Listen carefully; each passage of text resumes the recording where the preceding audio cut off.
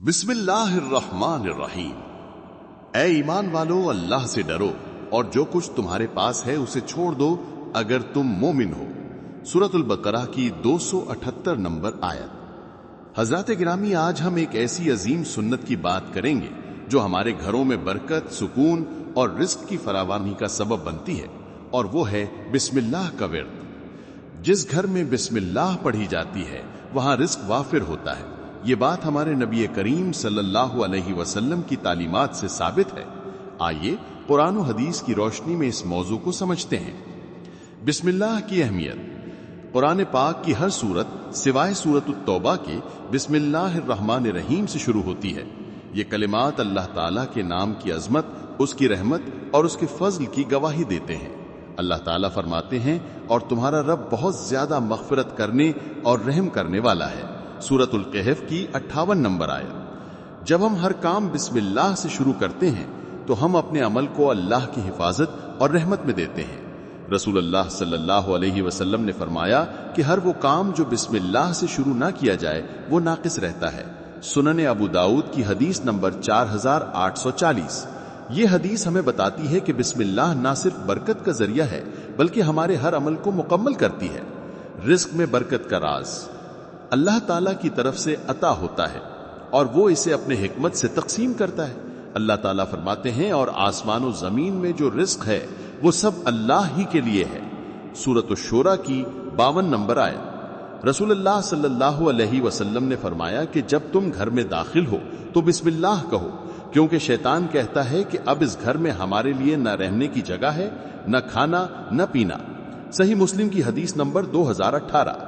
جب ہم گھر میں داخل ہوتے وقت بسم اللہ کہتے ہیں تو شیطان کی شرارتوں سے محفوظ رہتے ہیں جو ہمارے رزق اور گھر کی برکت کو نقصان پہنچا سکتا ہے۔ اسی طرح کھانے پینے سے پہلے بسم اللہ پڑھنا رزق میں برکت کا باعث بنتا ہے۔ گھر میں بسم اللہ کا عملی اطلاق۔ ہمارے روزمرہ کے کاموں میں بسم اللہ کا ورد کئی طریقوں سے کیا جا سکتا ہے۔ نمبر 1، گھر میں داخل ہوتے وقت، جیسا کہ حدیث میں ہے، گھر میں داخل ہوتے وقت بسم اللہ الولجنا پڑھنا چاہیے۔ اس سے گھر شیطان سے محفوظ ہوتا ہے۔ نمبر 2، کھانے سے پہلے نبی کریم صلی اللہ علیہ وسلم نے فرمایا کہ جب کوئی شخص کھانا کھاتا ہے اور بسم اللہ کہتا ہے تو شیطان اس کے کھانے میں شریک نہیں ہوتا۔ صحیح مسلم کی حدیث نمبر 2018۔ نمبر 3، ہر نیک کام کے آغاز میں، چاہے پڑھائی ہو، کاروبار ہو یا کوئی اور کام، بسم اللہ سے شروع کرنے سے اللہ تعالیٰ اس میں برکت عطا فرماتے ہیں۔ ایک مرتبہ حضرت عمر بن خطاب رضی اللہ عنہ نے دیکھا کہ ایک شخص بسم اللہ کے بغیر کھانا کھا رہا ہے۔ آپ نے فرمایا کہ اسے دوبارہ بسم اللہ پڑھ کر کھانا شروع کرنا چاہیے۔ یہ واقعہ ہمیں بتاتا ہے کہ بسم اللہ کا اہتمام کتنا ضروری ہے۔ رزق کی وسعت کے لیے دعائیں۔ بسم اللہ کے ساتھ ساتھ کچھ دعائیں بھی رزق کی وسعت کا باعث بنتی ہیں۔ نبی کریم صلی اللہ علیہ وسلم نے فرمایا کہ جو شخص یہ دعا پڑھے، اللہم اکفنی بحلالک عن حرامک وَأَغْنِنِي بِفَضْلِكَ عَمَّنْ سِوَاكَ، اے اللہ مجھے اپنے حلال سے، حرام سے بچا اور اپنے فضل سے دوسروں سے بے نیاز کر۔ ترمذی کی حدیث نمبر 3563۔